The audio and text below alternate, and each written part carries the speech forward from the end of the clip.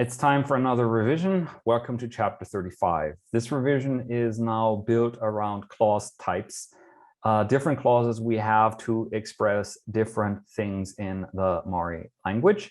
I should note that here we have used clause, the term clause more from a didactic perspective than a typological perspective, where the things that we're calling clauses here are from various different, like the analysis dimensions would be, there are very different ones we're looking at, but we're just looking at the didactic perspective. If you as a language learner are wondering, well, how do I form subject clauses in Mari, for example, this revision tries to give you an overview. So if you look at it in the textbook chapter, it will link you to all the other chapters where these points are all discussed in greater detail.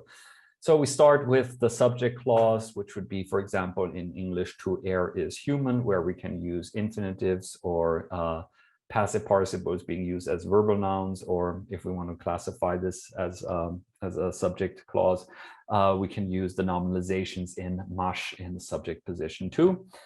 And the differences between those are discussed in the relevant chapter that we link to. Object clauses, like I heard that you had bought a car. We have had, we can have, again, the verbal noun, passive participle used as a verbal noun as the object of a verb, no problem whatsoever. We can have the clauses with mannen, saying, serving as a counterpart for that. So the difference between this is like I'm awaiting a chance coming, and I heard that Valia is coming tomorrow. So the mannen is a that.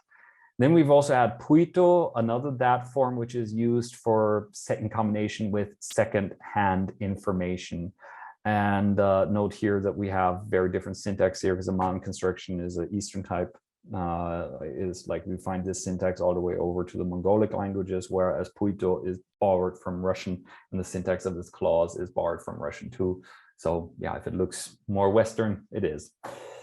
Causal clauses denoting a reason. I'm tired because I am sick. We have the postposition kara, which can be used in as embedded with embedded clauses using the passive participle Yalish Kaimalan kara, because of the going to the village. And then we also had this Molan Manashkin neologism, basically, if you say why, which is used if you want to have a post because clause. I stayed home because I am sick. If you like basically said the thing that is caused already, and then you forgot to say the reason in an embedded thing, you forgot to say I because of my being sick, kara, stayed home, well, then you can still use Molan Manashkin to postpose it afterwards. You will also find patamushto, going back to Russian, patamushto, in the same context. Purists will try to get you to say Molan Manashkin instead of patamushto, but I mean, in both cases, it's Russian syntax regardless of which conjunction you use.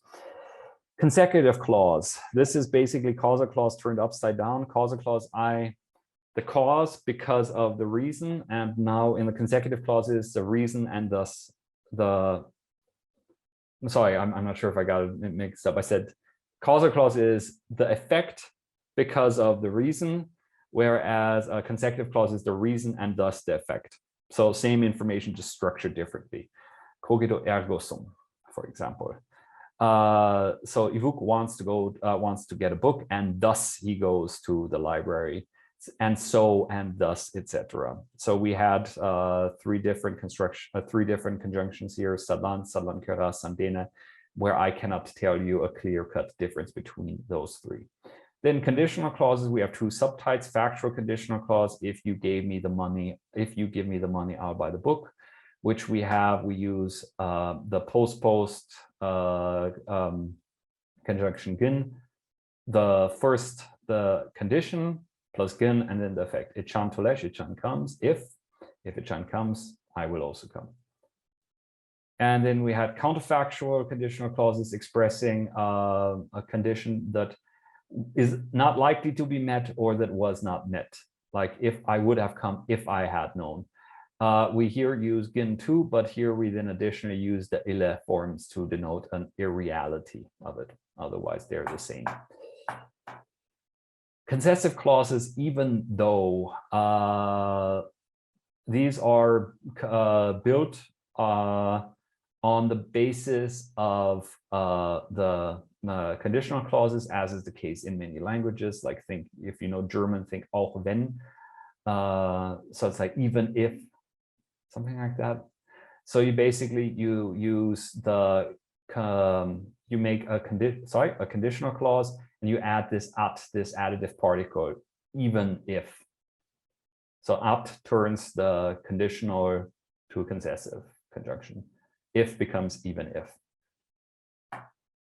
Final clause, the purpose. I bought this book to learn about mathematics. So we can have an infinitive, no problem. We can have Mahnen clause too, in order to blah, blah, blah, blah, blah. And the Mahnen clauses, they can either be with an infinitive or with an imperative. Both work. Difference then between the three is that you can, with the imperative forms, you can have different subjects. I am doing this and that for my head to do da da da.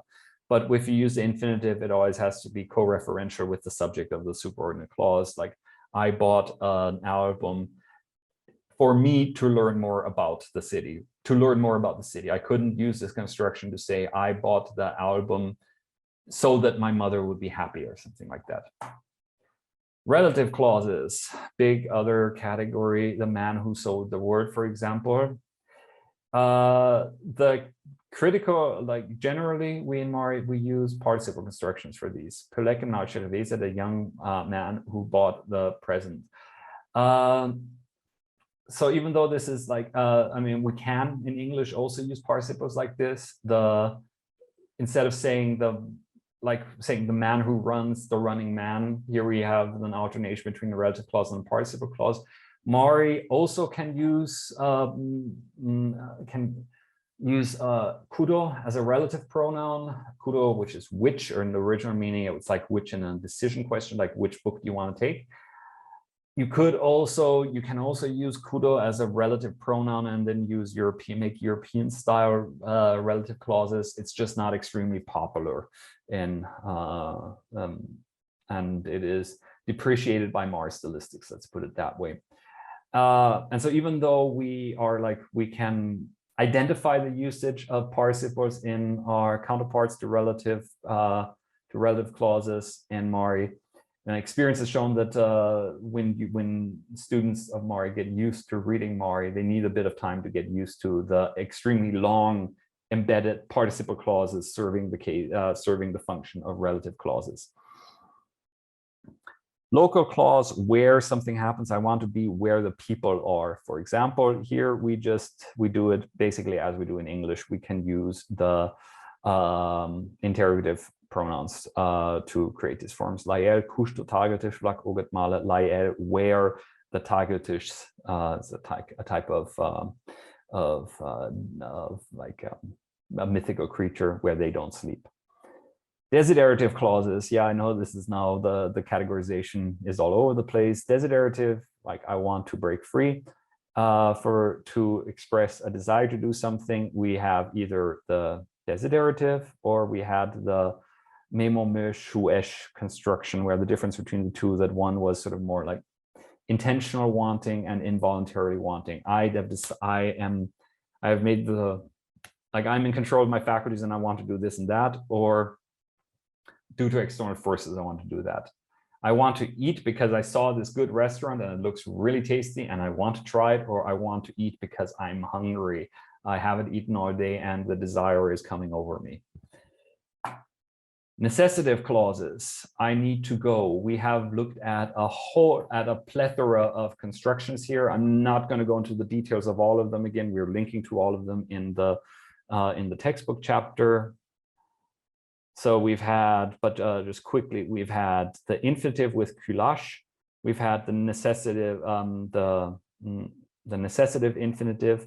We've had the future necessitative participle with positive, negative forms of to be. Whereas the first two are like kind of neutral necessity. This one is sort of an ethical necessity, like or so like more what is allowed, what one is obliged to do, what one is not allowed to do.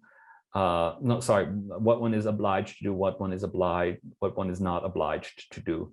Like if you feel an ethical obligation to wait for your friend or so. Then we had the same participle in shash, the future necessitive participle with ulo uke, which like the existential, which is more used to express an internal necessity to do something. I have the need to write a letter or whatnot, not rather than societal obligations passed upon me. And then we had miscellaneous necessitive constructions with various words meaning like to strike against something, to get stuck somewhere, to fall or whatnot, which are used when something falls to your lot, basically. When there is no ethical necessity, either internal or external or anything of the sort, it's just life happened and you ended up having to do something you weren't planning to do. Like Ivan had to move to another city because his factory closed or whatnot. And nobody was standing there saying, Ivan, you have the ethical obligation to move somewhere else. He didn't want to, he didn't have his internal desire, but looking for a job, he had to go somewhere else. Predicative clauses, John is a doctor, for example. Here, remember that Mari generally does not use a copula in the third person singular, indicative present, positive, otherwise it uses a copula. Locational, for example, where are you? Also, these are now just, again, this is revision of stuff that we had in chapter 8 already, different forms of to be clauses. Existential clauses, there is not, there is no hope. So here we had ulo and uke in the present tense, and otherwise we use forms of iliash, to be, to become. Possessive clauses like I have the money are in Mari, remember, an extension of existential clauses. Japem uke ele, I didn't have the time, literally my time didn't exist. Yeah. Impersonal clauses, different analysis dimension coming in again. One used to do this. Remember that the alt derivational suffix used to form passive, impersonal, reflexive forms can also be used in to create impersonal clauses in which there is no room in the sentence for a subject, and one is just talking about something that was done. And in this case, these clauses, they can even have accusative objects because we're just talking about what is done in general. So the next point, I'm not going to discuss this one point for point anymore. This is modifiers and spectral auxiliary constructions. This gives, here we have a holistic overview of all the modifiers that we discuss in the entirety of this textbook, with references to the discussions on them. And the exercise here is that you always have one pairing using this modifier, and you should try to guess, based on what we know about its usage, what the pairing might be. If you want to do this on your own, pause the video, make your guesses, and then continue, because I'm not going to discuss them one by one anymore. Next set, where you can pause your video and then continue once you have your guesses.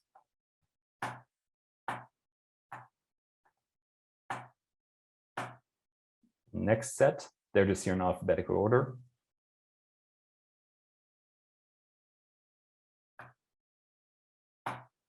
Next set.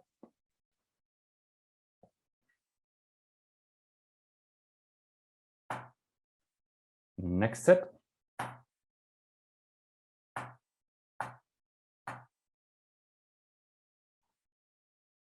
Next set.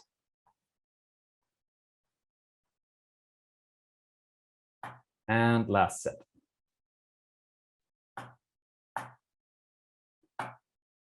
So that's it with the big revision. And in the exercises, among the exercises, we also have another song text that is worth learning.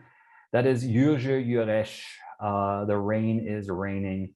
This is an absolute classic of Mari's social evenings. If political circumstances ever allow travel to Mariel again, this is one that you definitely should know. And if you don't know it, within a few days of being there, you will know it, because rarely is there a bus trip in which this song is not sung. That concludes our revision chapter 35, and it also concludes this whole block of lessons. See you in the next chapter and final block of chapters.